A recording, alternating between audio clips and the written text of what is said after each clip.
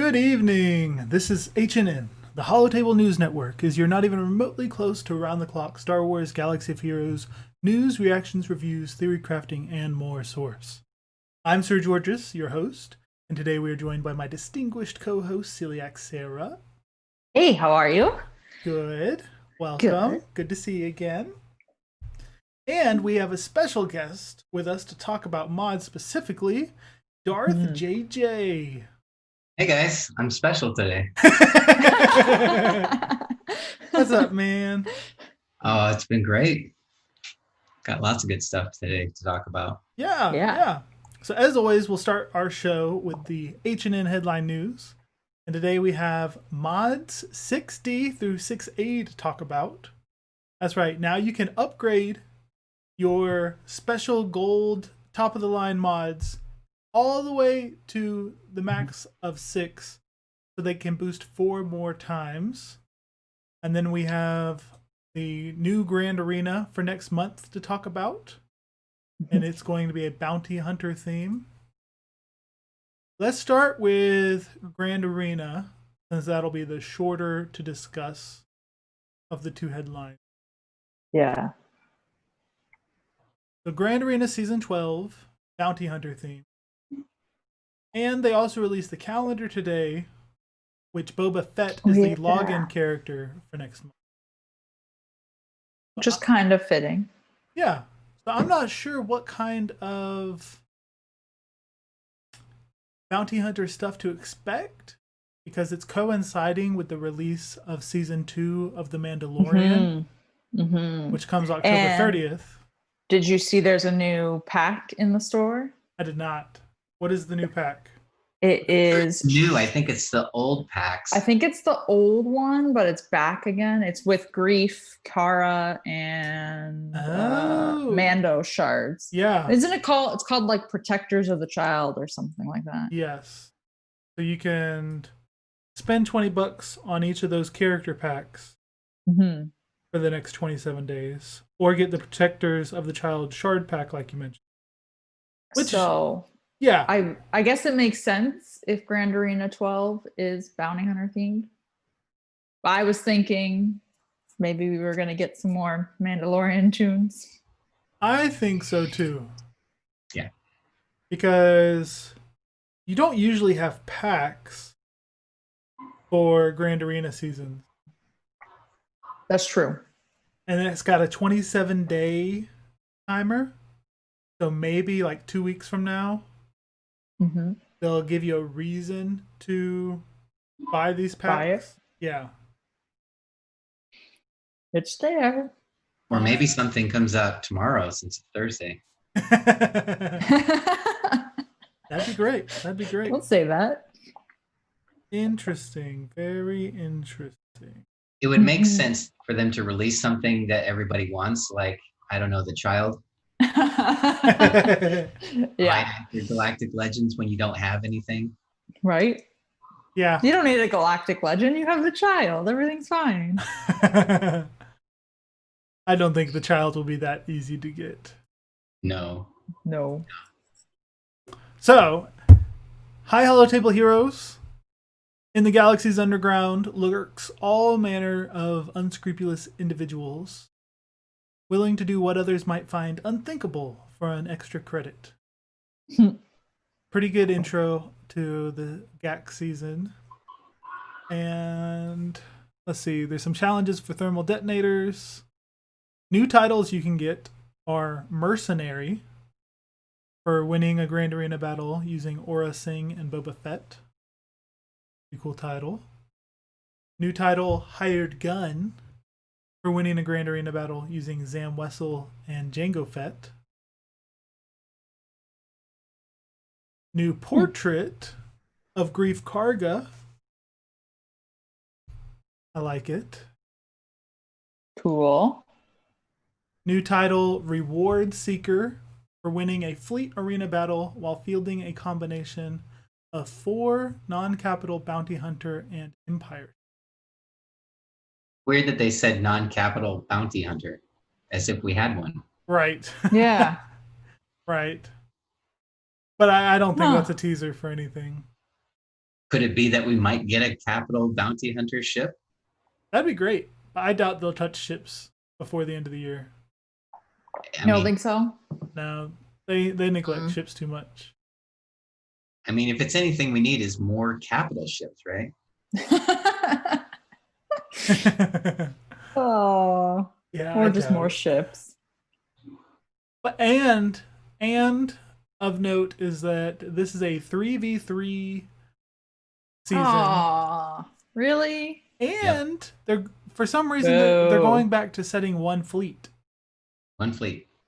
Boo. So now you still got to set 11 3v3 teams, but just one fleet team. Even though I don't see why fleet would need to be reduced again. But that means this challenge is going to be a lot harder. Because before, if someone sets an A team, someone sets a B team. You might get away with using Bosqu's Houndstooth in some bounty hunter ships to defeat someone's B team. But you're not going to be able to field 4 bounty hunter or empire ships versus a separatist droids or a Kenobi negotiator. I mean, unless you're really devoted to Empire. How devoted? Well, a really, really good Empire team can be a middling negotiator. Then you gotta get lucky though that you're going against like a mid negotiator, right? Yeah, I've seen it done, but I don't think it's going to happen. Oh man. You make it happen, JJ. You make it happen and share it with us in the Discord. Yes. This is your task. This is your mission. They have a feat that is specific, like they're basically telling you your whole squad then, because if this is 3v3 and you have to use Jango Fett, Rex, and Cody. So that's your squad. For these feats that require 2 or 3. Yeah. So that's it. Each of the ones that we just mentioned, where you have to use just 2 bounty hunters together. That's 2/3 of your squad. Yeah. So it's not like you can just throw them on a team and have the team carry them. Right. Which is what I would do. Right. Yeah. I mean, Sarah, are you happy about the one fleet? I am happy about the one fleet. Because I don't like having to do 2 fleets, but I also don't love 3v3. I don't either. But I did get some really good holds with my Empire on defense and Holdo on defense. Nice. Yeah. So I'm disappointed because I was doing great in ships. I know, right? Why? No. Like, Grand Arena fleet is so pointless because the almost equally competitive A teams of Negotiator, the Separatist team, you're just going to set one and use the other. There is no struggle of how can I stretch my fleet? How can I... Right, whereas if you have the 2 fleets on defense, then you have to really... Right. Be creative. So that's annoying. So this is just going to be a snooze fest, lame season as usual. Maybe I'll auto set. I recently remodded my whole roster, so my auto set will be slightly different. Or you can just focus exclusively on getting these titles using your Gear 8 bounty hunters that I know you have. Yes, they are. I actually was setting my bounty hunter team on defense today in Grand Arena, and I forgot that I had gone in and put all of my mods on my entire roster. Because for those of you who don't know, I sandbag my roster. And no shame. So I equipped all of my mods and I was setting my bounty hunters on defense. Spoiler if you're facing me. And Django was like up higher than he normally is because I never have mods on him. And it just threw me for a loop. Don't attack me for not modding my Django. He's like gear 8, so I can't. So many levels of shame. So many levels of shame. I think he might be gear 11 now. That could be old news. So I beefed up my bounty hunters back when they made the Galactic challenges requiring high relic characters. Mm-hmm. I remember you doing that. I want my gear back now that they made it easier for everybody. I'm not complaining too hard because I'm glad that they removed that requirement for the good rewards. But still, now I have Relic 5 Django, Relic 5 Bosk, Relic 3 Zam, Relic 3 Boba, Relic 3 Dengar. So hopefully I can get away with some of these challenges. Yeah, I think you'll have a better shot at it than my gear 9 Django. I just double checked. And just because I enjoy the new Mandalorian characters so much, I beefed them up to gear 11. Even though they're only 6-star as of this week. So hopefully they can do something during this Grand Arena as well. Mm-hmm. What do yours look like, Darth JJ? Well, I'm a big fan of bounty hunters, but I've never been able to get the time to do them. Too many squirrels. I mean, I don't spend money on the game really, so I kind of have to, keep my roster trim. So most of my bounty hunters are at the gear 11 mark. I have like gear 10 aura and bow. But everybody else is gear 11 with Bosk at relic 3 and Boba and Dengar at 12. Okay. How's your Django? Django is one of the golden guns away from 12. See? Or he is 12. I can't remember. I really want to work, man. I really want to work on him, but I'm currently on the Supreme Leader grind. Oh yeah, I guess that's better than getting Django. That's fair. I guess that's worth it. Mm-hmm. That is a fair. But I'm a big fan of Zam Wessel. She is amazing. Yes, I love her. She is. She's fun. I will say that when I have to use my bounty hunters, she is fun. I love her. And she's got a good lead too when it comes to non-Zeta leads, non-legendary. But she's been eclipsed. Funny thing is, in Grand Arena in 3v3 last time, I was using Boba with Zam and Greedo and taking out some like B and C teams because they never got like too many turns. Yeah. Boba lead. Kind of like your video from the territory. Yeah. That's great. That's great. I like it. Yeah. Back to the Grand Arena. Yeah. You want to win a fleet arena battle, the hard mission we just mentioned with Bounty Hunter and Empire ships, and the title you'll get is Reward Seeker. That's a cool title. That one stands out to me. I kind of want that one. So we'll see if I can get it. And then the last notable portrait to get is Django with the rain on his fight on that planet with the long-necked white giraffe people. Yeah, with the cloners. Yeah. That wasn't Camino, was it? It was Camino. It was Camino. So why is General Skywalker's clash on Camino? It doesn't take place there, does it? I think it's from the Clone Wars series and not from the movie. Yeah. Okay. But you're thinking of the GK, the General Kenobi and Django fight. I am. Yeah.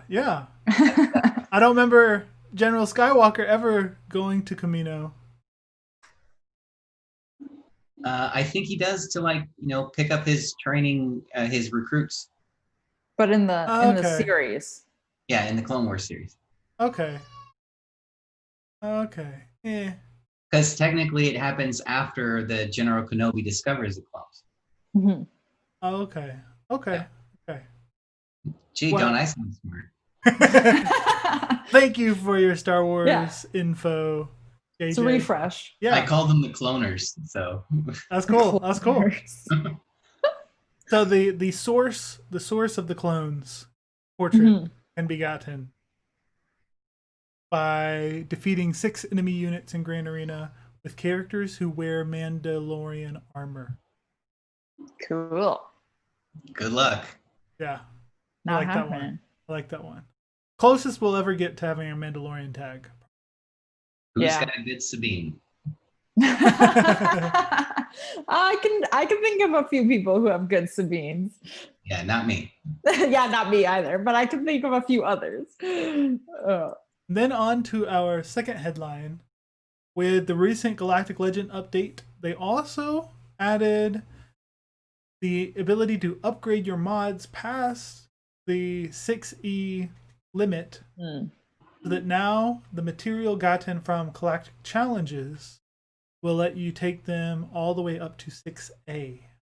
Yeah. And this is our That's No Moon big topic of the show, is talking about the effect and the way to acquire these upgraded mods. JJ, you want to start off the discussion?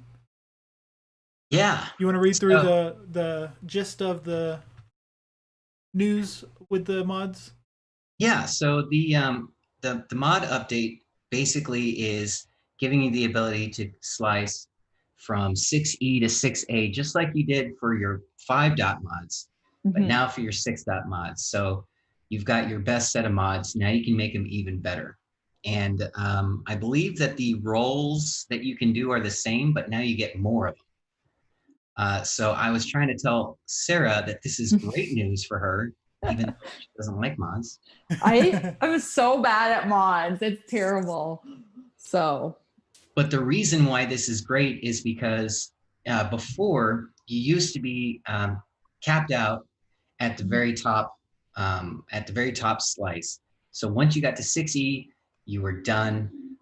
If you had 15 speed on it, you could slice it one more speed to 16, and it was over, and that's as good as you can get. But the great news is now you can roll those secondary stats even more. So if you had a good mod that stopped at 16, you can take your chances and see if you can roll it up to 21 or even 28. It has a top end speed of 31.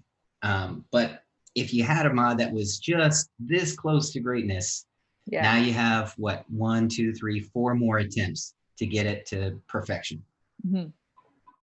So it does cap each secondary stat though at 5, right? Like you can't, once it's rolled 5 times, it's not going to keep going.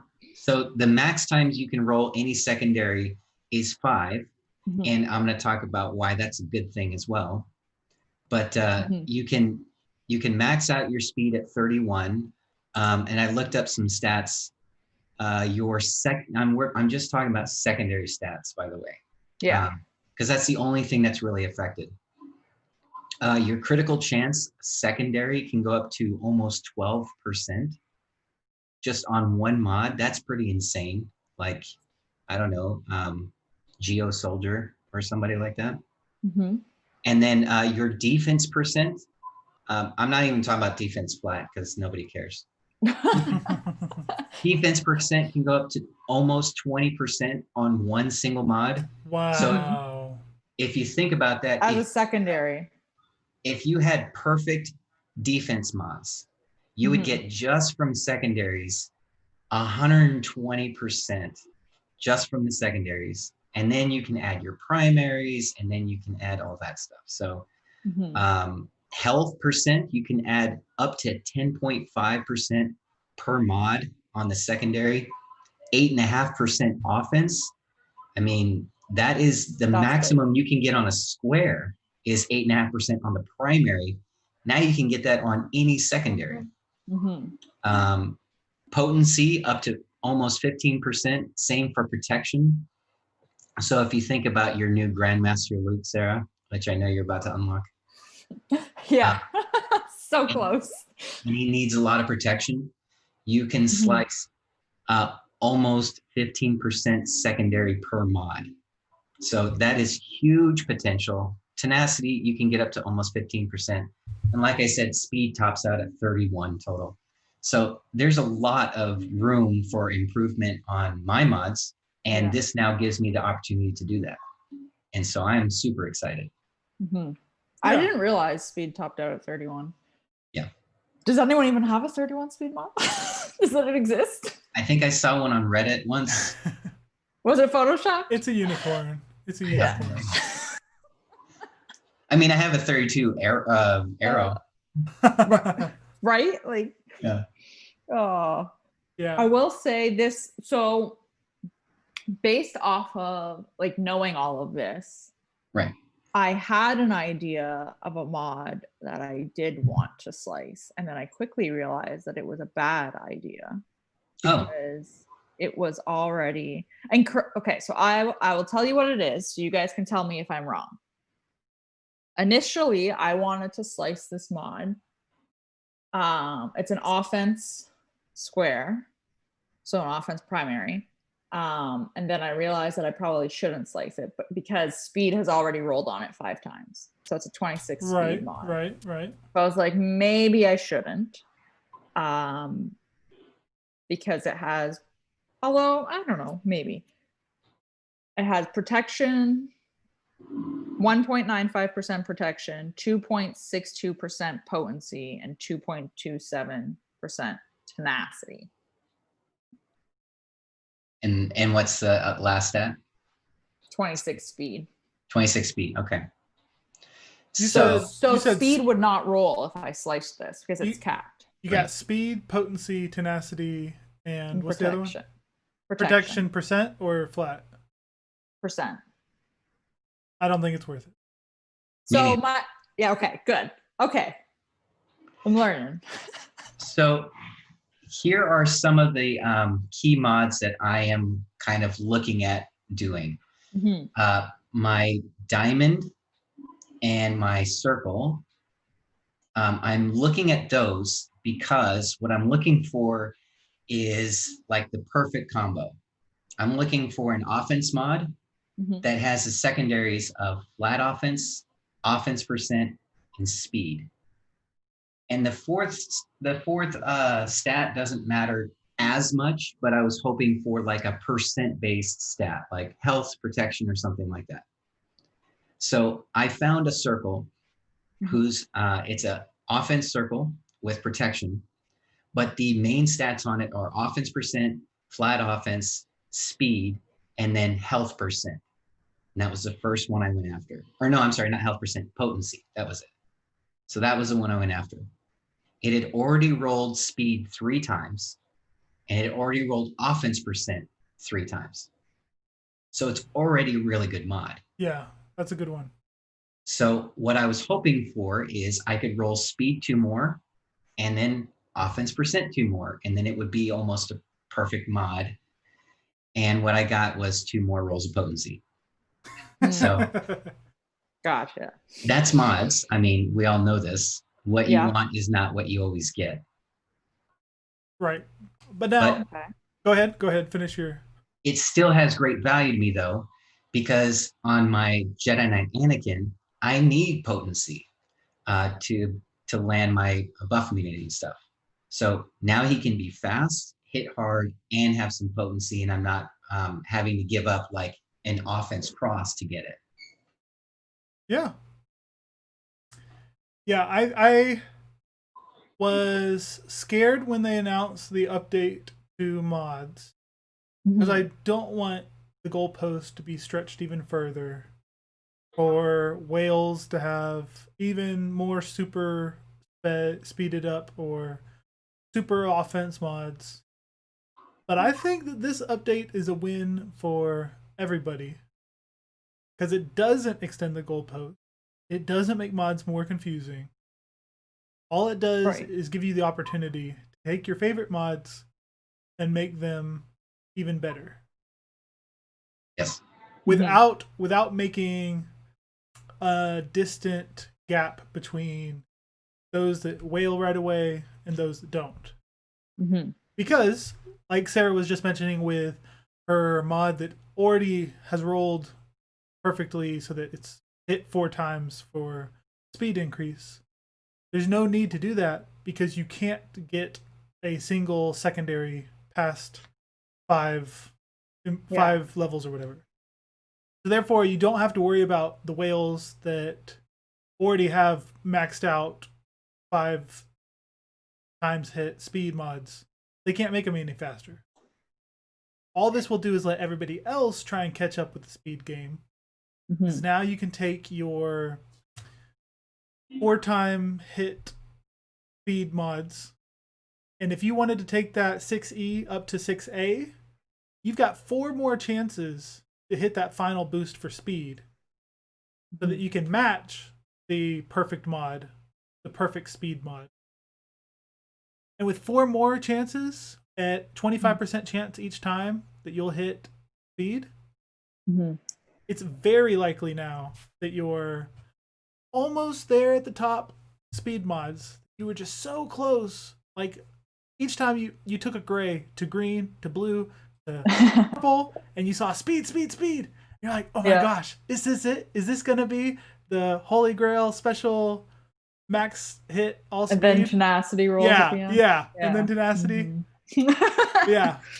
That mod now has a great chance of finally getting that last speed you were hoping for. That's a big change. I will say too, the other thing that popped into my head with this was, so I haven't sliced any of my mods yet because I'm super paranoid I'm going to slice the wrong one. But I was like, this is going to highlight like looking exactly what you were saying, JJ, about looking for specific secondary stats. Cause like, I'm not necessarily going, if I had the option of slicing a mod that had speed, offense, flat offense, and potency on it, let's say, or speed, tenacity, defense, and protection, I'm probably going to go for the offense one.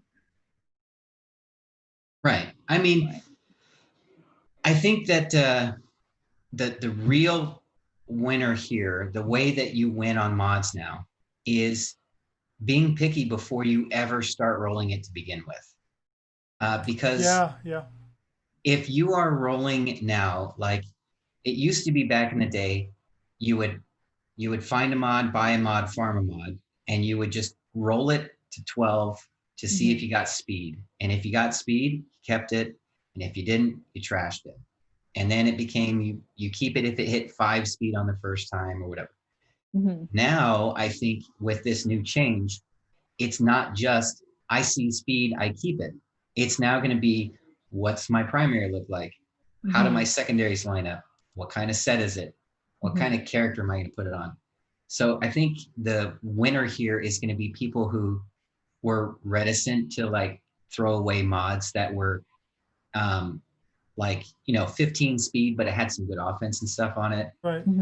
Those people that kept that in their inventory are going to be the real winners. And the people that are going to be the real losers, I think, are the ones that are a little bit antsy to get rid of a mod just because it didn't roll speed 4 times.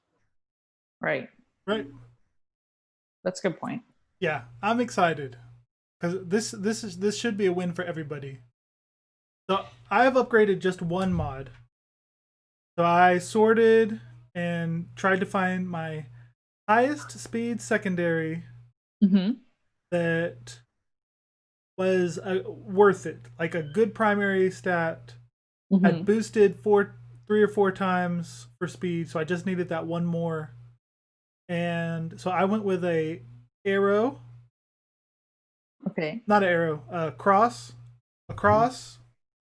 Offense primary that had like 19 speed secondary or something. And it was on my Jedi Knight Revan. I boosted it once, and it was first try, got me what I wanted with, now it's a 26 secondary speed. Now the Man. rest of the secondaries are pretty lame. Offense, defense percentage, and tenacity, which I don't care about defense or tenacity. Offensive fast mod. Right. But so now, because I got what I was looking for, I can ignore that mod. It's a perfect Forever. speed, what I wanted outcome. Yeah, that mod's done forever. Yeah. I mean, unless we get another mods update. Yeah. But so I'm happy with the direction they took. I did not foresee this as the next upgrade to mods. And I'm excited to like find the next one. Because I was, when I look at characters, I think, okay, the max that I can really improve a character's speed, if they're already fast and I put speed sets on them, hover around the average of 130 range. Like, that's great mods. Some characters I could get to 140 and stuff, like Jedi Knight Revan, plus 140. But now it's possible to get plus 25 for all 5 of your non-arrow mods, plus the 30 speed or 32 speed arrow. So that you can have like a plus 160 character without it being crazy, without that being a freak unicorn. Wow, you got really lucky.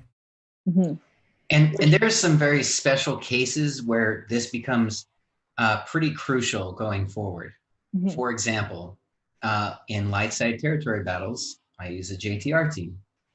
And in order to have your R2 modded just right, he's got to be fast, and he's got to have a lot of special crit chance. And special crit chance does not come from your mod sets necessarily. It comes from your secondaries. So being able to roll up your specials, your critical chance on secondaries allows you to get that boost that you need. So this will make territory battles easier. It will make your fights in arena probably a little bit quicker with more offense and stuff.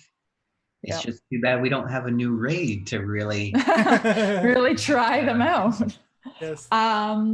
Would you prioritize flat stats or percentage stats?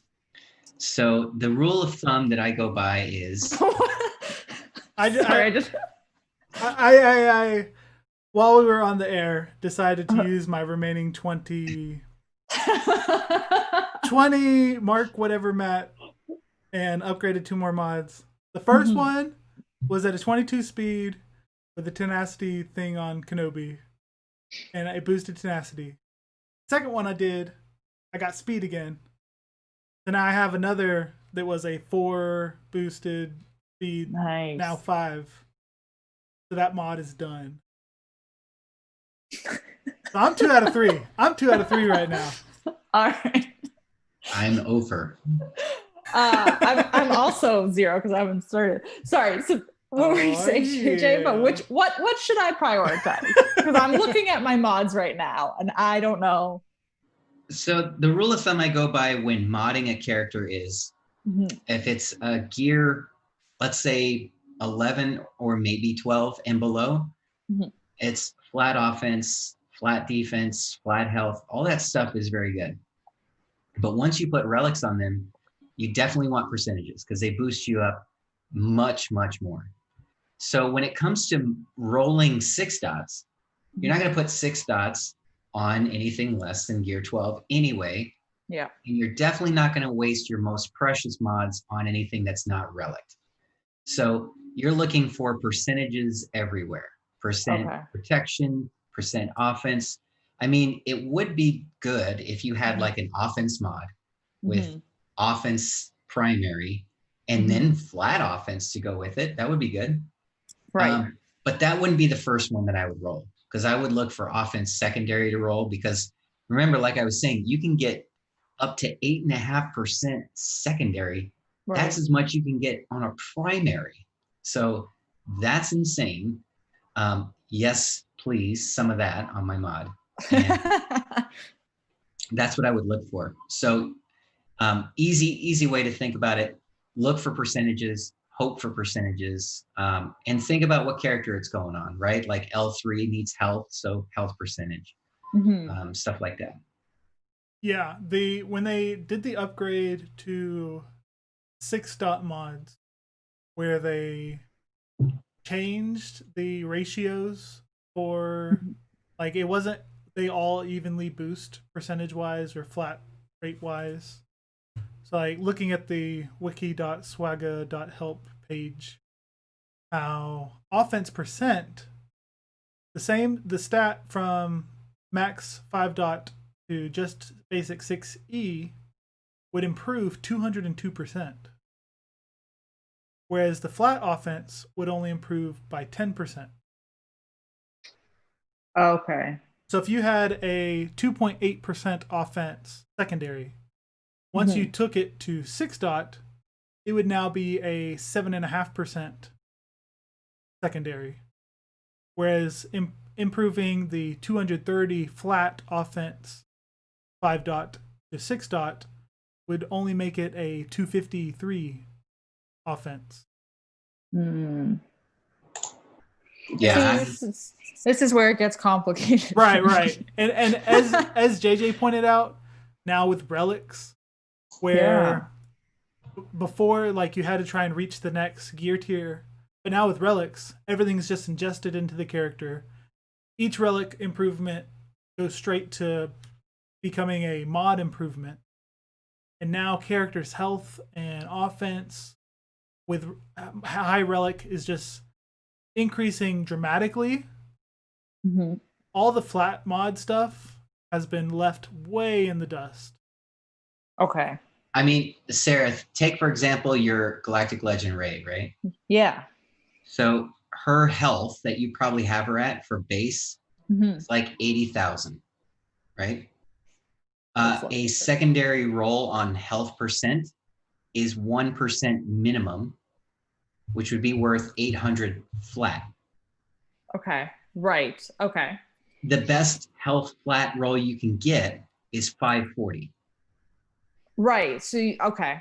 So in every aspect, however you're modding your character, percent is always going to win out when we're talking the upper level characters. And that's, of course, that's what we're using these mods for, because the mod material does not come that often. So you're being very picky with it right now.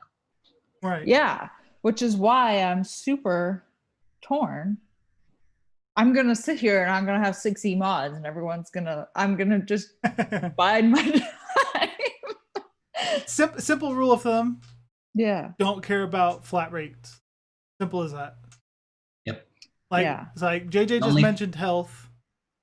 Looking at my Emperor Palpatine, not Galactic Legend or anything, just normal Palpatine. His special offense, unmodded, is 9,500.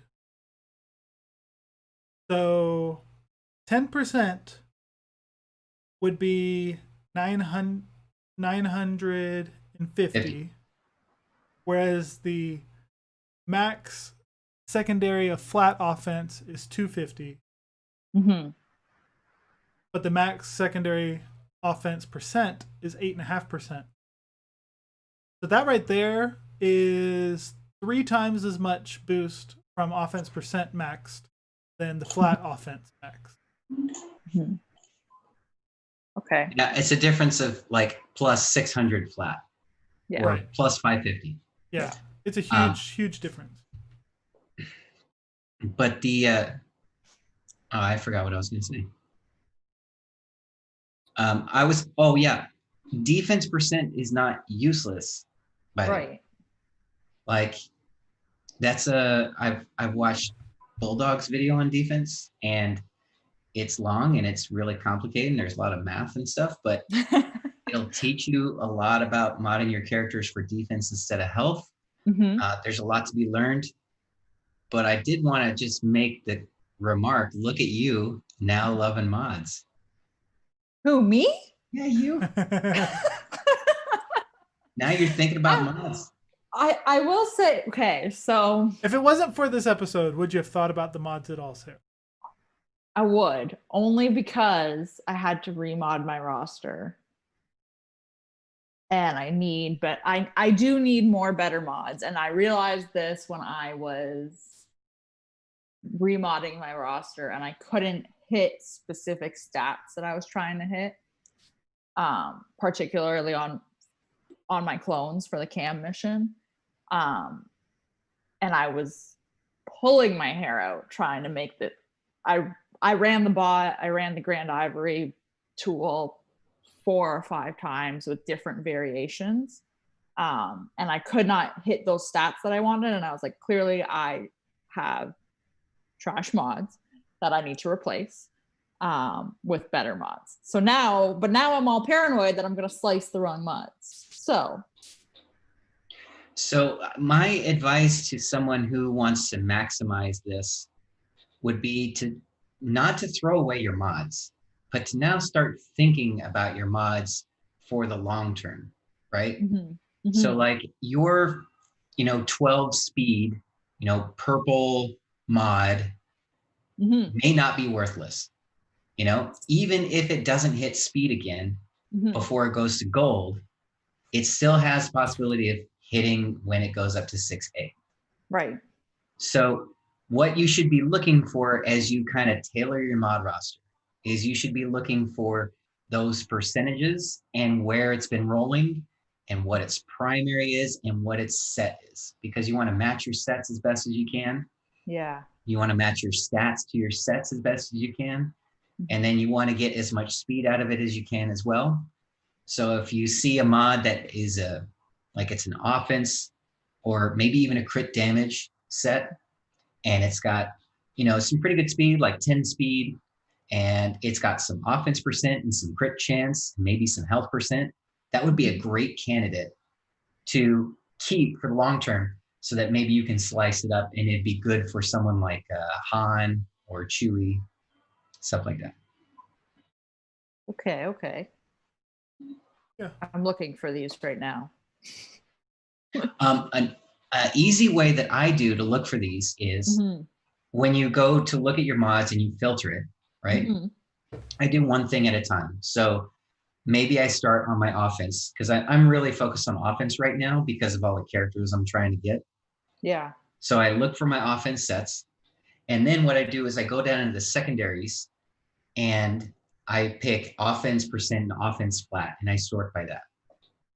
And then I use the sort feature to sort by highest offense percent or highest speed or whatever. Right. And so I kind of tailor my search for my mods for those, and then I'll lock them. And then I'll go through the next thing and kind of sort it out that way and then lock them as I go. And then at the end, when something's not locked, I look at it and see if it's worth throwing away or keeping or whatever. All right. Yeah. Any closing comments on mods? I think the other thing to keep in mind, which Voxen mentioned in the comments, and I agree, and I was thinking about this too, is the mats that we need to slice them are so rare because we're only getting them on the weekends when we get Galactic challenges. That's when Galactic challenges are happening, we've been told. So it makes it even, like, for me, it makes it even more stressful for me to pick it because I know that I'm not necessarily going to be able to, when that bounty hunter Galactic challenge comes back around, I'm not going to be able to clear all the feats in it, right? So I can't maximize my income per se of these mats. So it makes me a little bit more choosy. Yeah, which is good. Right. No need to rush in. Because in the end, like even with the mods I just boosted, I am just boosting 3 mods in total. I don't think I've invested too much. It's not a big deal. Even if I chose 3 crappy mods, made a mistake. It's just 3 mods that I did. I've been so picky about which mods go to 6E. Right. And I have about 1,200 of those mats. Oh man. Now that this has come out, I'm probably going to run out of those pretty quickly. Because now I don't have to be so picky. You're going to push them over the edge kind of thing. Yeah, because if it's even in the middle now, Yeah. right, it still has the potential to grow into a big boy mod. Right.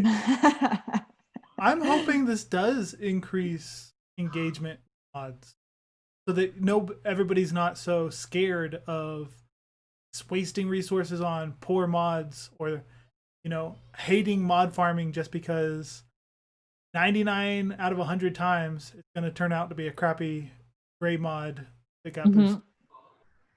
Not worth doing it all just for that one. Well, I think what's even better about this now is you're going to know if that's a good mod when you get it, not after you've sliced it. So you could have a gray mod and you roll it up to 12 and it shows all the secondaries. And if all those secondaries are like speed and offense percent and crit chance, boom, you've got a winner already. It's just a matter of slicing it. So I think it's going to help you know what a bad mod is early. If it's just nothing but flats in there, get out of here. Yeah, very good point. Very good point. On to the bantha in the room. We talk about the annoying giant slobbery monster that has been trying to eat us. This week, it's not entirely negative, but we can just talk about the effect that Galactic Legends are having on the game with the introduction of the new 2. I would categorize this as bantha because I dislike the new Jedi Luke. I've heard stuff from different content creators or different people saying they're pretty much all even. CG tried to say that the new ones will be on par with the old ones. I don't think so.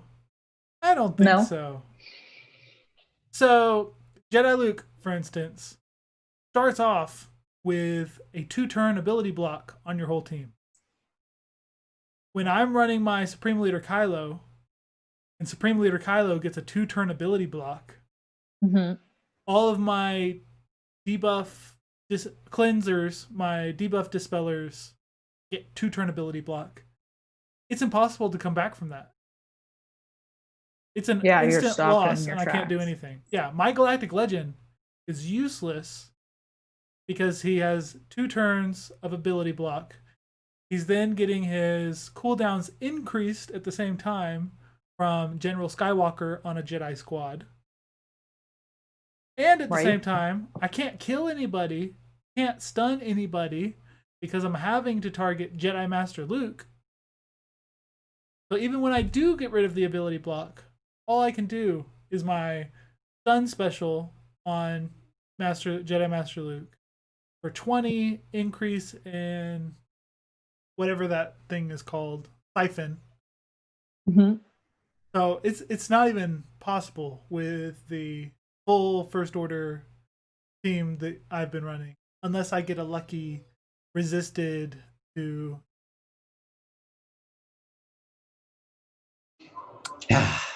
I will say, from what I've heard, and I haven't heard anything really about zombie palps, so I've only really heard about Luke. But I have heard that in Arena, he is wrecking Kylo teams. But I have heard from a few people say they're struggling against Rey teams with him. With Emperor Palpatine? With Luke. Oh, with Luke. Struggling against Rey. So I don't know. I feel like it's too early. I feel like it's just too early to tell. And I also am on board with each Galactic Legend having a niche, like having their own little area that they excel at. I'm good with that too. I think, maybe I can be persuaded otherwise. But each Galactic Legend, the amount of work that goes into them, and with the new ones needing to be on par with the current Galactic Legend, is that they each should be able to, on offense, defeat a defensive team. Yeah. But, some of these team comps, it's nearly impossible. Like, they made the new Galactic Legends pretty powerful so as not to need, or so as to be able to trump the current Galactic Legends pretty well. Mhm. Well, I have some people in my guild that Mhm. have either spent a lot of money or just hoarded a lot, and they have unlocked 3 now Oh, and geez. working on a 4th. Yeah, yeah. Yeah. For the most part, they're not happy that they can be beaten on defense so easily. Right. I have looked at Jedi Master Luke's kit Mhm. and understanding what he does and seeing other people's videos. I am not refreshing Mothma and 3PO Chewie. Mhm. Really? You're not impressed Because, with Master Luke? well, in the leader slot, there was a Reddit post about um, how his ultimate makes no difference. Mm. And I've beaten one personally with my raid team.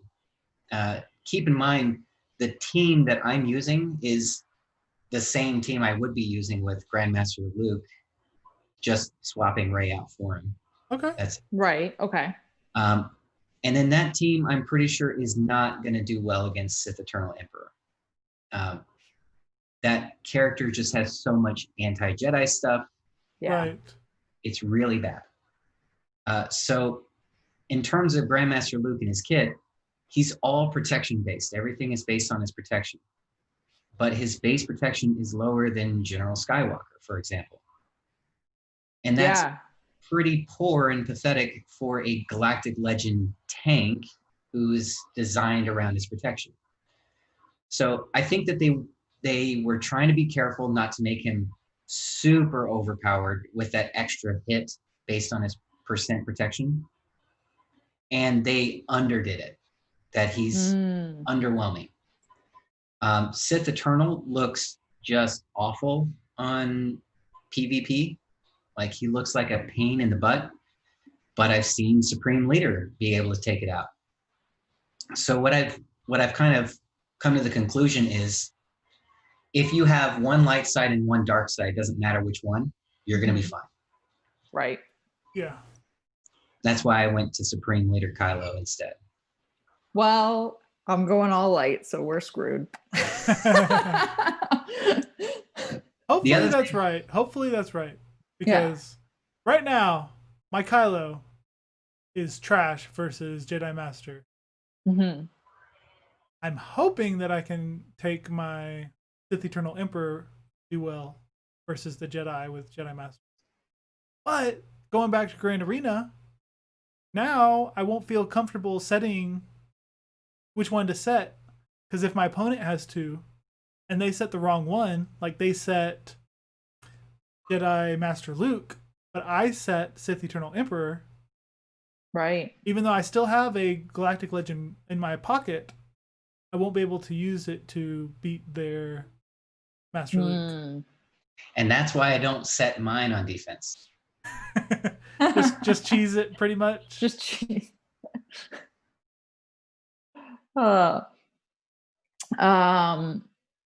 I think that what I would like to see is, and I think this will be the case, I would like to see rock, paper, scissors. I'm curious if this is going to make it so that you'll kind of need 2 sets of arena mods almost. Like, if you're going to have to, in order to climb, switch between your teams back and forth. Like, switch.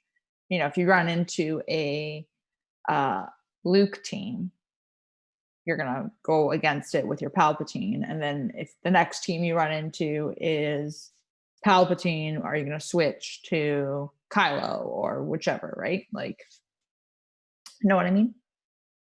Yeah. I don't know what I think is best.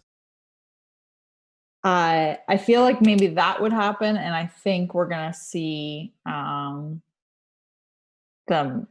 doing really well in different areas. And I'm only saying that because I've heard really good things about Luke in territory battles.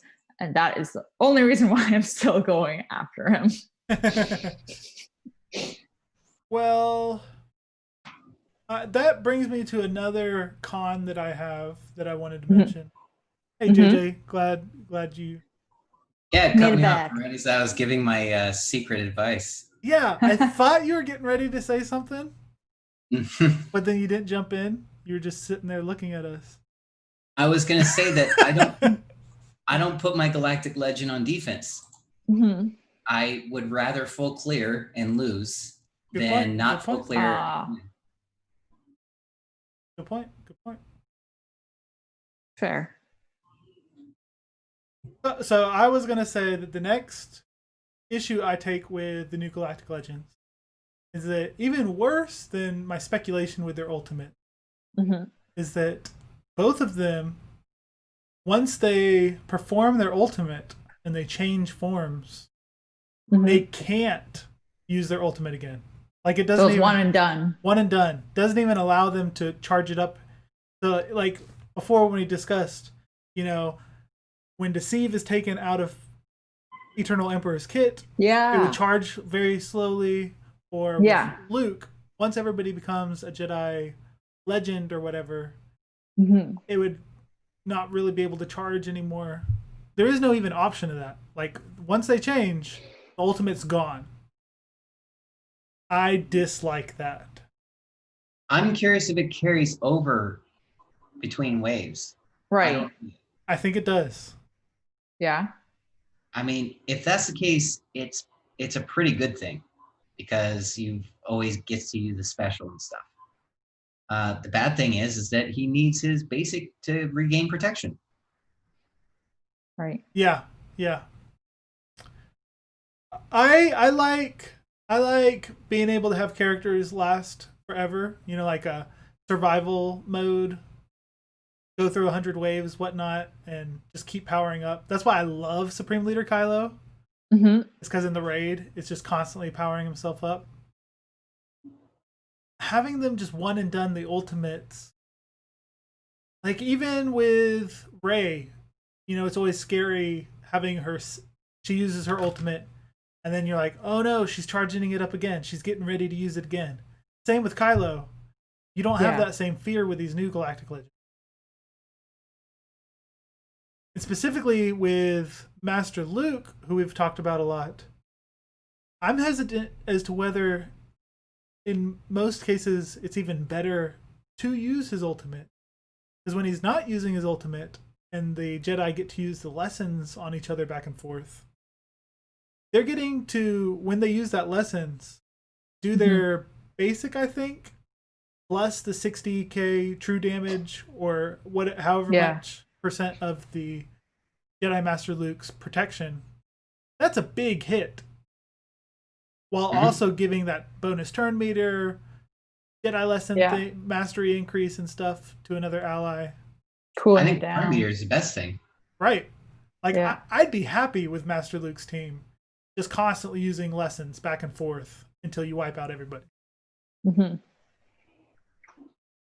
I kind of like that you can't use it again, because I feel like it makes you have to think about how you play the team, and you can't just play it the same way you played Rey or the same way you played Kylo. Like it's a slight variation, so it's more of like figuring out what is the best strategy. Is that the best strategy if you with Luke to do that and go back and forth, and then when you get towards the end of the battle, use his ultimate because you know that you're only going to get one shot with it? I think they designed it that way only for PvP in mind. Right. They didn't think about other phases of the game. Agreed. And if it's only PvP oriented, then it's not going to be very useful anywhere else. Right. Which is my main hang-up. Because I like the PvE modes more than the PvP. I imagine that Sith Eternal Emperor will be very good in Darkside territory battles. Ultimate or not. Yeah. Both of you have mentioned how the new Galactic Legends would probably do great in PvE. That's not a big selling point to me, because I don't see those as big trouble areas. I mean, sure, it'd be nice. like, sure, Jedi Master Luke will be a big increase for that second Jedi squad. Mm-hmm. I think this is part of why I stopped going for him. I don't need him. Right, exactly. I have Jedi Knight Luke Mm-hmm. on my journey to getting him. Mm-hmm. Jedi Knight Luke, I think, is the hands down best character for the light side TV. As a leader? Yeah. Because of that It's speed amazing. reduction. Yeah. Mm-hmm. Yeah. Yeah. So, yeah, I don't see, besides PvP, which I'm not too intrigued with, these new Galactic Legends helping too much my game during all the different game modes. Yeah. Yeah, that's exactly why I switched and started going Supreme Leader. Because I think he will help me raids, PvP, because if I have to face the Sith Eternal Emperor, I don't think my raid team's going to do it, but my Supreme Leader team might do it. Yeah. And back when they announced, I think they announced these first before Galactic Challenges. Back when they announced it, we speculated, okay, maybe these ones will have something that helps them in the new game mode, the new Galactic Challenges. But now we know that's not the case. Galactic Challenges are just a one battle, same battle for 7 different tiers with different variations each time. Does not require you to have a Galactic Legend. Even if you did have the Galactic Legend, the rewards aren't worth it to get the Galactic Legend just to beat that one rotating random event using Sith or Jedi. And they still haven't made the Galactic Challenge challenging yet. I don't know if you saw, but I posted a video in the Discord about how I took my 3-star Gear 8 Admiral Piet into the last tier and full cleared it with nobody Gear 12 or better. What? They did remove the like hurdle for like you need this many at this gear. Yes. So you could take in and get the feat of whatever, I guess. Yeah. But I took my Imperial Troopers. 2 were at Gear 11. Piet was like at Gear 8. Imperial Trooper was Gear 8. And I think I undersized, full clear, no losses. Man. Yeah. Because I put the Zeta on Piet just to do it. Good. Now, see, I see that as a win. I don't see that as they need to make it more difficult. I see that as a fun use of Imperial Troopers. It was very fun, but it was not a challenge. I shouldn't have won. Now, did you try it with a non-Imperial Trooper squad? No. Because if you did, it was hard. Okay. But if you used the Imperial Trooper squad, if you were able to strategize, use your roster, right, then with Piet, which without Piet, I don't think it would have been easy for anybody. With the new tune and his really fun increasing potency and offense, whatever that's called, with him, it was able to be easy. So it really highlighted his power, which was a lot of fun. It was fun. I had a great time doing it. But I was kind of trolling CG at that point. Yeah, that's fair. Yeah. I just see the Galactic Challenges as a vehicle for gear and mod stuff. Stuff. Yeah. Well, then now we're all wanting, I know I do, a new meaty mode, like a new raid. Like a new raid? Because with a new raid, that's at least 6 months of your guild working together, try and overcome and get high scores, building your roster. The new Galactic Challenges, and TB as well. Here we are a year later, still getting excited about Jedi Master Luke being able to get us that extra step, that extra push into the next tier of light side TB. we don't have that with Galactic Challenges.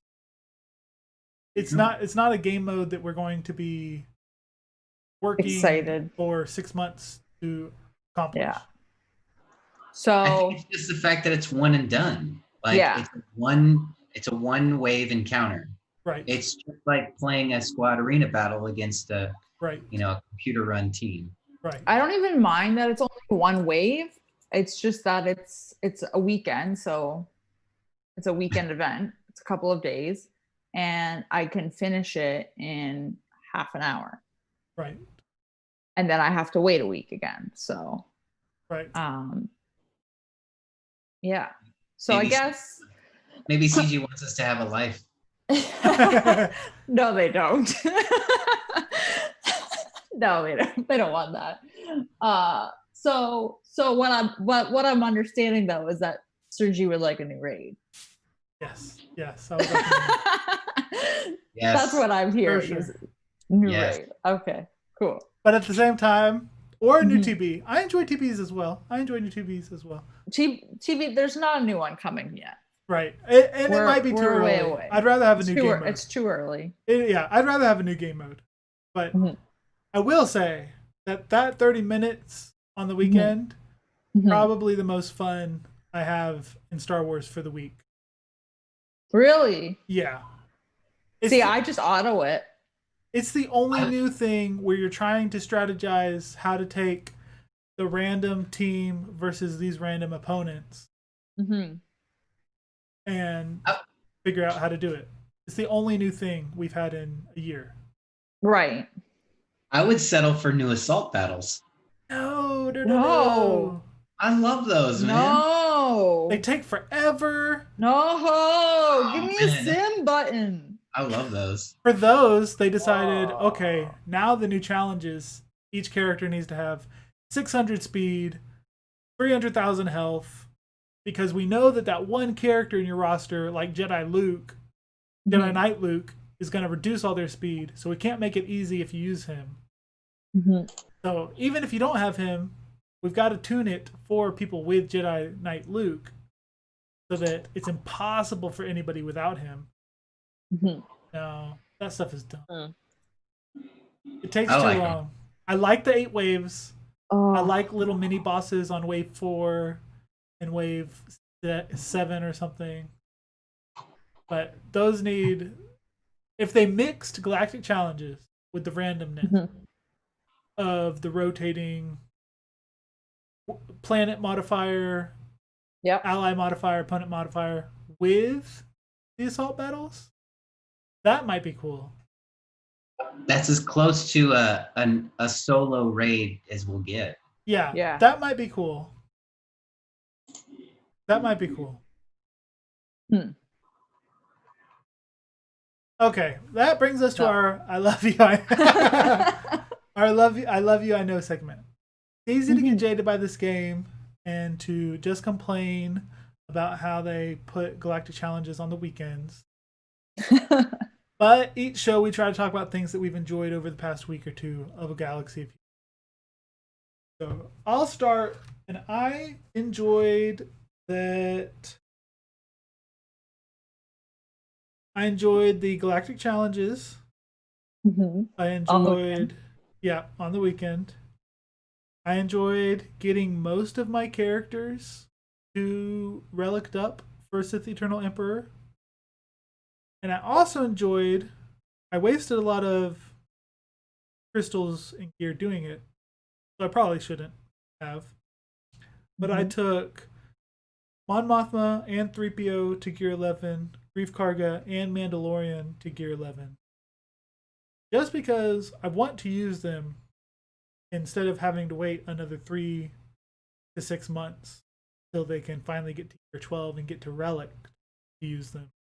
Mm-hmm. So that was fun, even though it might have been a waste of resources. All right. I like it. You're probably gonna need them if we get new Mandalorian characters. Yeah. So And I plan to pivot to, after I get Eternal Emperor, to Jedi Master Luke. Mhm. So I'll eventually have to do 3PO and Chewie Yeah, that's fair. JJ, what have you liked? Well, I set a goal for myself to get 60 waves in light side territory battles, Mhm. and I got 61. Nice. And I was super stoked because I beat all of my guild, even the people with multiple Galactic legends. Nice. I owe it all to Jedi Knight Luke. I Yeah. love that character so much. I relicked my old Ben. He's now at relic 4 and on his way to 5. But since I put all that on hold, I'm working on Supreme Leader stuff. And I'm really excited to go after a second Galactic Legend and then 2 months later, a third. Yeah. That's awesome. Sweet. I really enjoyed that we got a 2-star jump in light side territory battles this go around, which is amazing. Huge. Yeah, massive. And one of them was like, I did not expect us to gain it because the last run from my notes, it was like a 40 million point jump that we did to get that star. So it was massive that we did it. So we did that. And I beat the cam mission on my first try. So pumped about that. Nice. Yeah, that was probably the most stressed I have been in the game.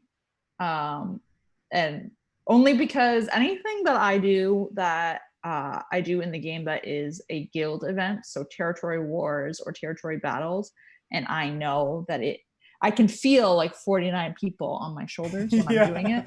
So it was a little stressful when I was doing it. And I didn't know what to expect at all. So yeah, that was fun.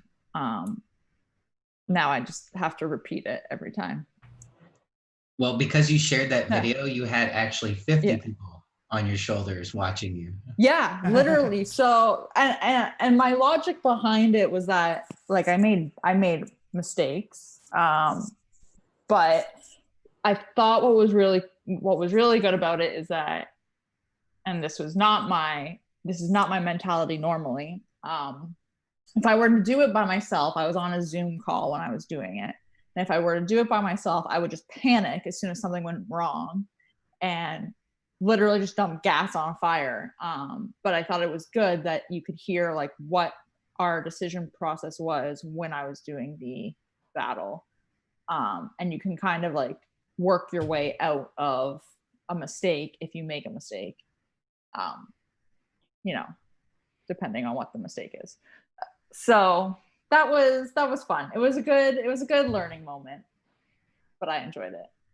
It actually is, looking back at it, when you think about the mission, it is a really cool, intricate mission to do. Like how it works. I was like, oh, this like makes complete sense. And you kind of have to wrap your brain around why you want trampled, but you don't want trampled, but you kind of want trampled. Yeah. And it which is so weird to think about, wanting a debuff, but also not wanting the debuff, and figuring out who should have it and who shouldn't have it, kind of thing. Yeah. I still argue it's too RNG based. So I challenge you to get the cam shard next time as well. Yeah. You can do it twice in a row. That's impressive. Yeah. I will say, so Darth Fade was on the Zoom call with me. He was walking me through it. And his success rate on the cam mission is ridiculously high. Like, it's insanely high. So I'll have to double check with him what it is. Yeah. But ever since he's been in his guild now for, I don't know, 7 months, maybe, something like that. And he hasn't lost it since he went there. Okay. So, I mean, I watched it and I was impressed with the levels that you had your characters at. Right. You have some pretty dang good mods. So this was the thing, was with those mods, those are not my, I mean, maybe they are my best mods, I don't know. One of the mods it took was from like Jedi Knight Guardian. Should probably move it. Should probably move it off of her. But yeah, with those mods, like I was trying to hit specific stats, and even with them, I was like, I'm a little like I couldn't get Rex's speed right, and I couldn't get Cody's damage right, but like it was like too low, but it worked. So yeah, I guess that's good. I couldn't hit some of those numbers, so yeah. I'm gonna have to look at my mods. On to the Discord corner, where we answer the fan cues from yous. First question from Voxen: are Galactic challenges the biggest flop in the game's history?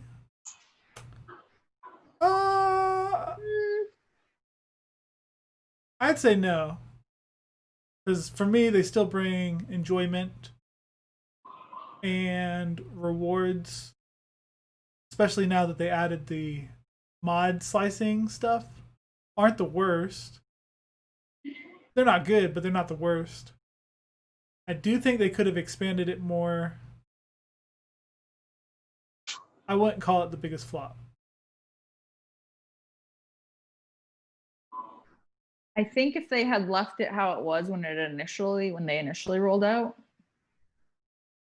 it would be more of a flop. 100%. Like, I think even though we're only getting them on weekends, I think it is better. Hopefully we get them more. I can't tell you what the actual biggest flop would be. I'm trying to think now. There was some discussion in our Discord server that the biggest flop would be tournaments. Oh yeah. if you remember tournaments. Anything that gets discontinued is definitely a big flop. I was gonna say Young Lando. Oh, yeah. You don't like Childish Landino? It's not matter. Sorry, but what does he do? Yeah, it doesn't even matter if you like him or not. I like him. I love the whole ship. Young Solo Squad, but they never followed up, never improved them. Yeah. I would say, now that we're thinking about it, things that didn't get canceled, like tournaments, that's definitely got to be the main biggest flop. Biggest flop would be the Talzin and Wicket. Oh yes. Once a month. One battle just for their token, their shards. That was big. Yeah. It's a waste of time. And they never did another event style like that. No. They realized, because they also complained about how much work went into it. Like, man, you don't know how hard it was to get these trees built and the camera angles for the Ewoks in this fight. Yeah. Well, if you went through all that work, make something better out of it than just something that gives 10 Wicket shards. Make it more often. Yeah. Where the timetable was like 2.5 years of doing that before you'd finally get a 7-star. And I remember how excited I was that I finally got my squad good enough that I could get the Wicket shards and the Talzin shards, and I was like, sweet, I can finally start earning these. And now it just doesn't matter. Yeah. I guess you're right. That must be the biggest flop, because they admitted it by releasing them to nodes. Right. Yeah. They put them on nodes. So you don't even need to rely on that. I do like those events, though. Yes, don't take them away. We're glad they're there. We're glad that they're at CG. I want that shard currency in those Zetas. I enjoy actually playing through them with different comps just for fun. Yeah. But you don't ever have to do that again. Yeah. CG. Second question, Darth JJ. Hey, he's here. You're Darth JJ. Okay, you can answer this one. I'll take this one. Yeah, you want... Here's a question from Darth JJ for Darth JJ. No, just joking. Just JJ. What are your most successful light side Geonosis TV teams, and how did they do? Same for dark side as well. That's a big question. Did you guys cover that in your recent special, Sarah? We touched on it. A little bit. We didn't go crazy in depth in it, but we touched on it a little bit. My squad that I've always had success with is the JTR squad. JTR, OG, Finn, R2, BB-8, and C-3PO. I do want to try Resistance Hero Finn in there, just to swap it out, because I've heard good things about putting him in instead. But I'm scared to mess with my juju, so to speak. So, and I usually put him with my Galactic Legend Ray. Yeah. So I run two resistance squads in light side Geo. Nice. So that's been good. I also have been tinkering around with my Jedi Knight Luke, but my Jedi Knight Luke is not geared high enough yet because I was focusing so hard on my clones. I did not gear him. So I did not have success with him only because he's still, I think, gear 10 or gear 11. So I think once I do relic him, though, that'll be a fun squad. You will not regret it. Yeah. I am going to do it. I wasn't gearing anything else other than my clones. Yeah. Now I am. Jedi Knight Luke is a fantastic non-galactic. Yeah. Yep. So he's in the favorites list. I would say quick blitz through of my teams. A JTR squad, like Sarah said, must have at least 3 droids just in order to go fast enough. Which still, it's a crapshoot for me. Because, if the enemy team just gets to take 1 or 2 turns, then 1 or 2 characters of mine are dead. So I dislike that. Yeah, it's not ideal. Like, does it work every time for you? And do you have to get your turn meter train going before they can take a turn, the enemies? Oh, I go first. Yeah. It all comes down to, in my opinion, it comes down to R2 landing exposes. Obviously you have to be the faster team. It's all about, and this is why I like having OG Finn there. It's all about turn meter reduction with JTR, R2 landing exposes, and it's all about stunning. You want R2 to stun, you want Finn to stun, you want JTR to control the turn meter. It's literally just enemy management. Right. But whenever I come up against a double B2 squad, I'm screwed. Because B2 AoE removes all the buffs. All the buffs. Yeah. I have learned of a way around it. Maybe that's for another show. Okay. Then I like to use a Jedi Knight Luke squad. You don't even have to have a bunch of great tunes with him. And you don't need everybody to survive the first wave. Because Jedi Knight Luke, with 1 or 2 Jedi able to assist, can easily take you up to wave 3 or 4. Yeah. Just because the lead slowing people down, the stun, AoE stun, he's fantastic.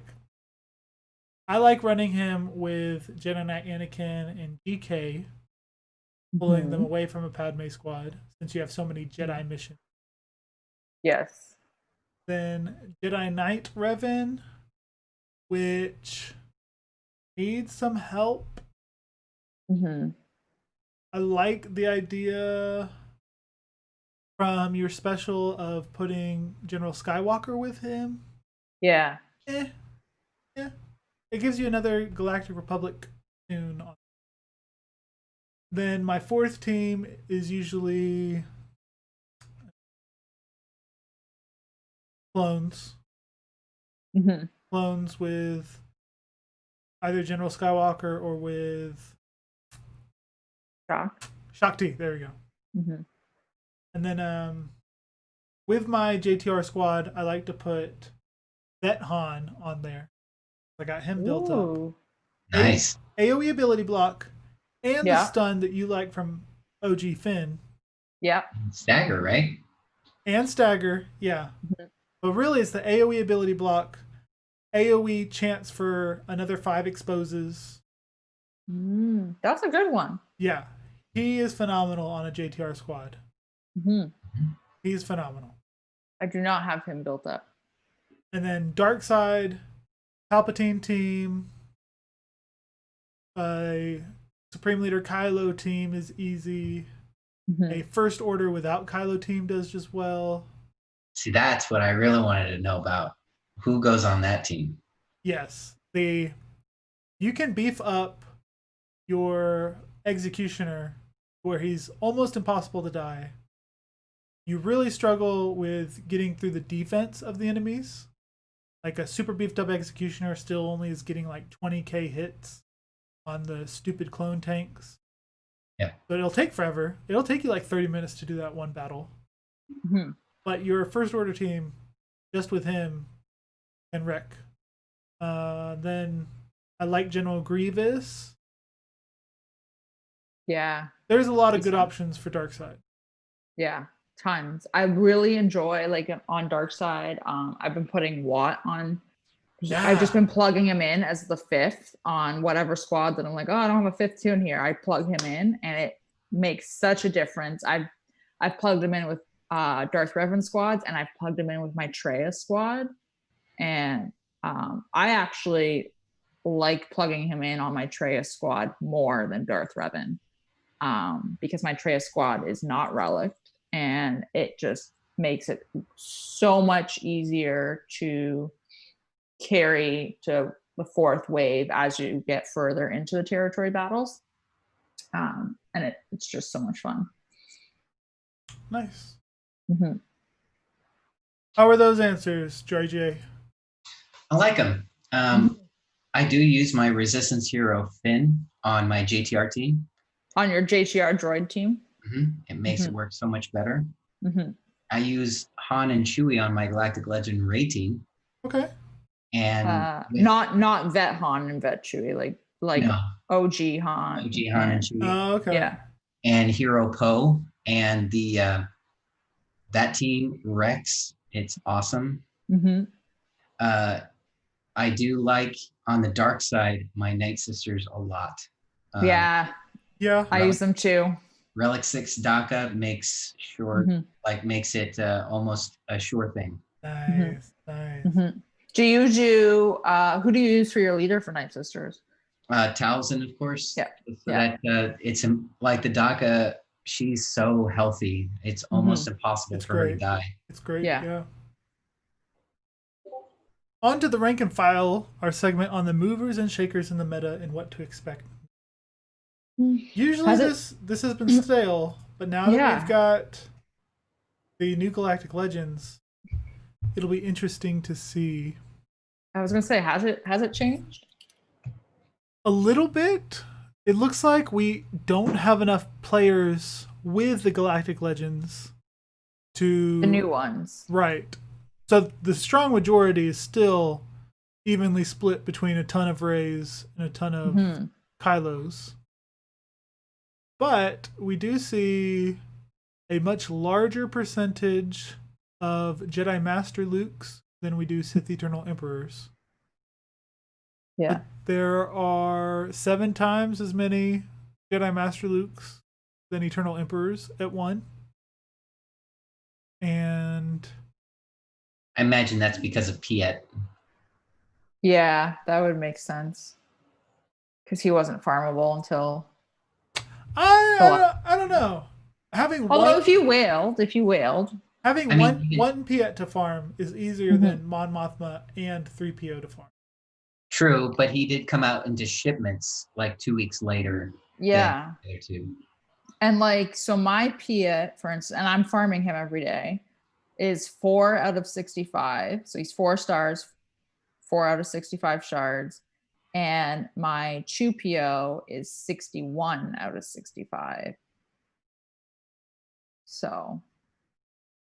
I mean, it was just the timing of the release. They released Piet later, so he went to shipments later. So I would imagine that Sith would come later. farmable later. Granted, my Chupio, if you remember, it has a 7 shard lead from my lottery pack, but that's it. I know. I really won there. There's only one Jedi Master Luke in my shard right now. That's it. Everyone else is Rey and Kylo. I'll say this: the whales in my arena who have all the Galactic Legends are not running Sith Eternal Emperor. I have not seen a Sith Eternal Emperor in my arena. Neither have I. I've seen one. I haven't bothered to fight him because it's usually in the 12 area. So no need to hit him. I could just go around him. You can go around him. Right.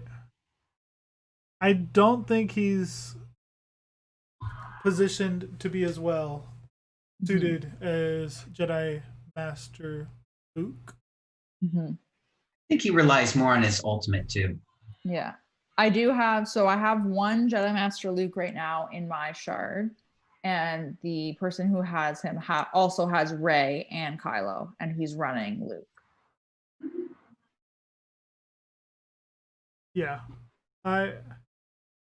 I hope that maybe Sith Eternal Emperor will improve and be able to come out on top.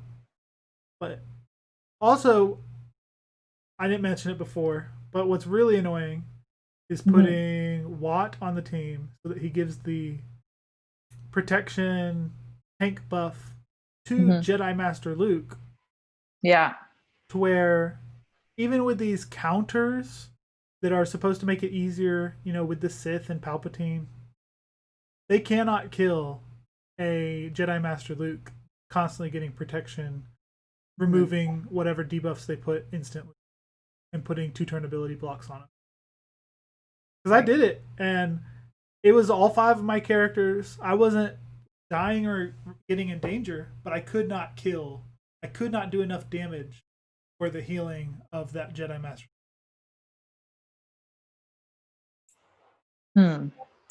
It was very annoying. We'll see. We'll see. But so we do see now in the leaderships popping up that we've got a Jedi Knight Revan lead, General Skywalker, Jedi Master Luke, Jedi Knight Luke, and Watt at 3%. Jedi Knight Revan lead? Yes. All right. I fought this. I cannot beat it with my Jedi or my Supreme Leader Kylo. Tried a ton of different variations, wasted tons of crystals. It's stupid. It's not pleasant. It's stupid. I haven't seen it. It's stupid. It just takes time. Mini rant again. I hate this game. I hate that every single light side meta perfectly blends with whatever tunes came right before it. So, Jedi Master Luke, sure, let's bring in General Luke Skywalker, or General Anakin Skywalker, who tormented the game for a year, and everybody has it Relic 7. Let's just go ahead and make him work perfectly on this squad, just as he worked perfectly on a Galactic Rey squad, even though there was no relation between the two characters. Let's go ahead and take Jedi Knight Revan, who dominated the game for 2 or 3 years ago. And let's just make him perfect on this squad.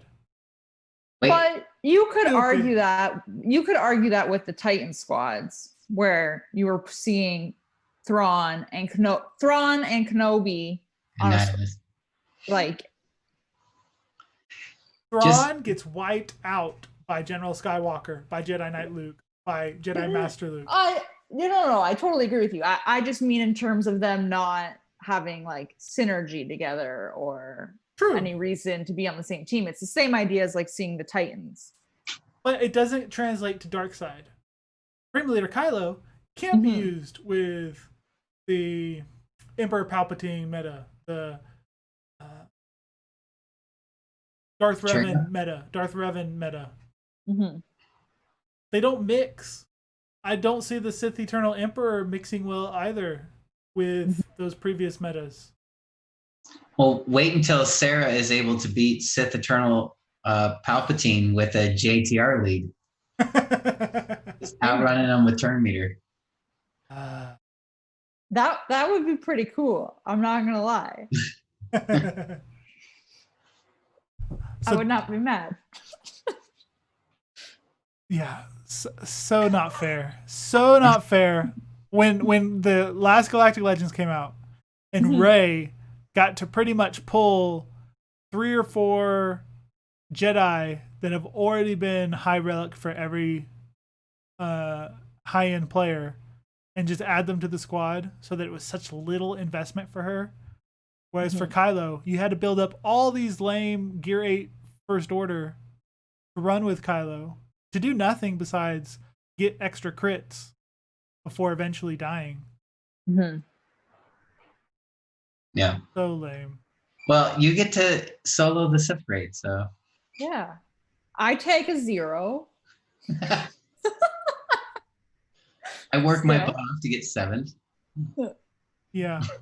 But then you've always got that player who decides to jump in and auto a team so that 2 minutes after the raid starts, you might look at the clock and go, oh, raid just started 5 minutes ago. But you jump in, somebody's already posted damage. Now you're behind all these other soloers. Someone decided to just throw a team in and auto it. Man, these are first world problems indeed. They are. It is. They are. So frustrating. I only got 168.5 million this time. Oh, man. That's a huge difference. I don't even know what I got last time I hit the Sith raid. I can't wait. I am so eager to do that. Oh. And then after that Jedi Knight Revan lead is a Jedi Master Luke with Gas, Jedi Knight Luke, Jedi Knight Revan, and Hermit Yoda. So, as of now, players are choosing based on the data Jedi Master Luke at a much greater number than Sith Eternal. And last but not least, let's head to Uncle Farm to talk about who and what we are currently farming in. Because everyone knows work comes before going to Tashi Station to pick power converter. What are you farming, JJ? Well, like I said, I'm still farming 3PO Chewie and Mothma and my Rebel fighter for the Grandmaster Luke stuff.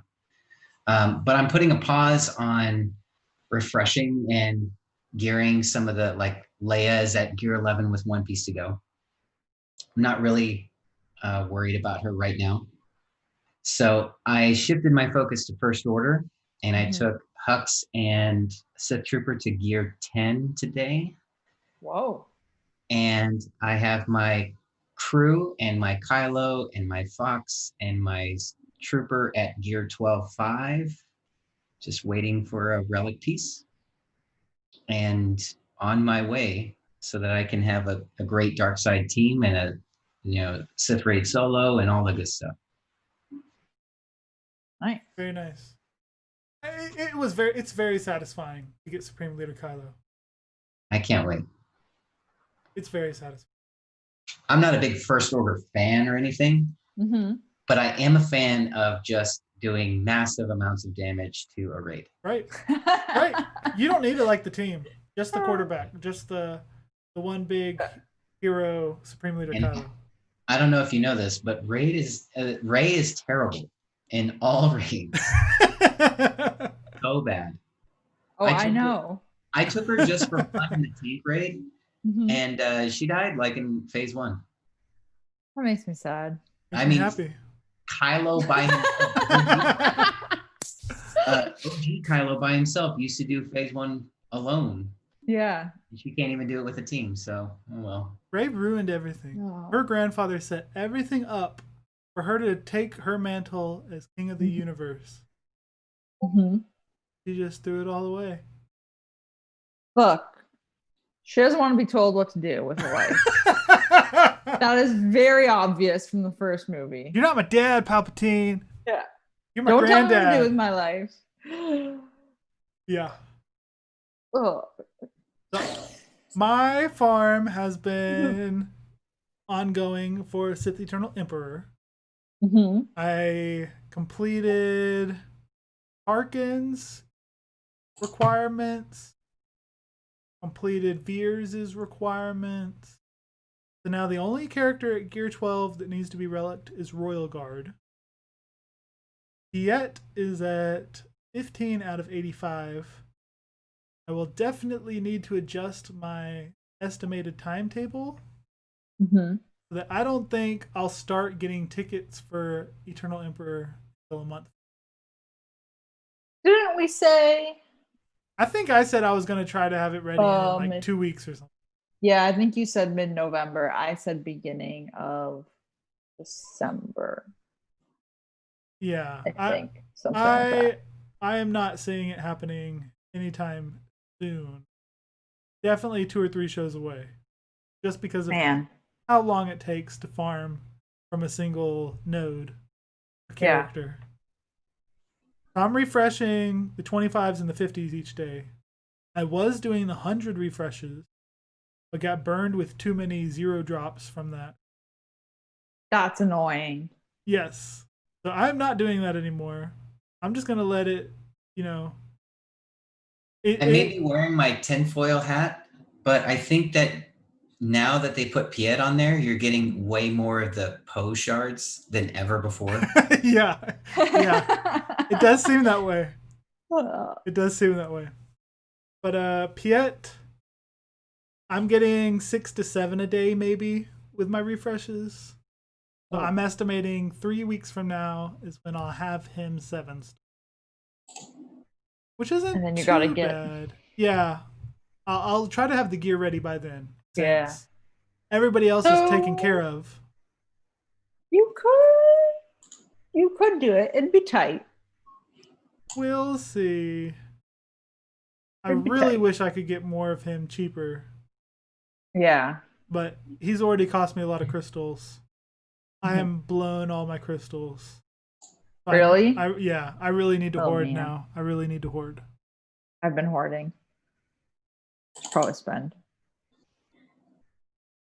So, I have been farming Chupio Mon Mothma, of course, all of the relic gear because I burned all of my relic gear on my clones, or relic mats, I should say. So that's my stash is gone. And I just finished farming Hux and Red Sith Trooper to 7-star. So in the event I get a concussion and completely forget everything that I have been doing in this game and decide that I want to go after Kylo, I can. Hey. Do it. Oh, Sarah, I think that by mid-December, I might be able to start farming tickets for Supreme later. Man. So, I mean, think about that. We could race. Yeah. I'll go for Luke. Oh, okay. I will be. Yeah. No, we can't race for Kylo because if we look up my first order, I have Sith Trooper is gear 1. Okay. And well, he's pretty easy for a bit. Yeah. Okay. My highest one is gear 10. Okay. Well, we should definitely race because I'm already like a 10-mile head start. Right? You've got this under control. And I'm farming the Rebel ship still because I need that apparently at 6 stars, not 5 stars like I thought. It's also a good ship, so there's that. Yeah. So I'm not mad that I'm farming it. I just hate refreshing ship nodes and I hate refreshing ship energy. It's just one of those like things in the back of my mind that it'll never go away. It's a little nuanced, but I hate refreshing energy if it's not going to give me guild tickets. Well, I did some math on I did some math on my farms and I would get the Rebel ship faster than Mothma to 7 stars. Really? Because with Mothma, you have to go 100 more shards than you do with the Rebel ship. Yes, that is true, because you only need to go to 6-star. So I'm not refreshing. I never was refreshing the Rebel ship node. Right. But I was refreshing Mothma for a bit until I decided, no, it's not worth it. Right. My Rebel ship is 19 out of 85. So you should be there long before Mothma. Oh yeah. She's like 12 out of 65 or something like that. Yeah, so I wouldn't even refresh the node. I would just hit it 5 times a day. Yeah, totally.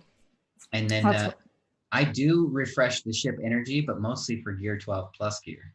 Yeah, that's what I do. Once I run out of the node attempts and ships, I use all of my ship energy for gear 12 plus gear. And Mando. Yes. I do those 2 nodes, the ship node and the Mando node, and then everything else is gear. So yeah, that's the farm list. That's it. Nice. Yeah. Well, thank you for joining us this week, Darth JJ, and everyone listening. Yeah. It's a pleasure. It was a pleasure having you. And I've learned that percent is better than flat. That's right. Now get to work on those mods. Yeah. That ought to do it. And until next time, Chewie, we're home.